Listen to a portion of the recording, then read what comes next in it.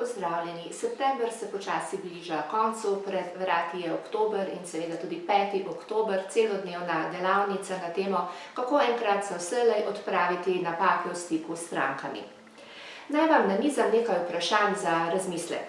Kako vas lahko komunikacijski spodrsljaji v obliki pršic in morskih psov spravijo ob stranko? Kako lahko s poznavanjem osnov psihologije v medčloveških odnosih vplivamo na svoje delo? To bomo preverjali tudi na podlagi video in audio posnetkov iz slovenskega poslovnega sveta. Kako lahko z nemočjo pozitivnega razmišljanja pritegnemo ali pa seveda tudi odženemo kupca? In na katere značilnosti prvega vtisa vpliva prodajnik? Na katere pa seveda podjetje, v katerem je ta zaposlen? Kako motiviramo s poslušanjem, s postavljanjem vprašanj? In zakaj je priznanje prijema sporočila tako pomembno? Zakaj ima povratna informacija takšno neprecenljivo moč in vpliv? Konec koncev tudi na rezultate poslovanja, ne le na občutek in zadovoljstvo vaše stranke.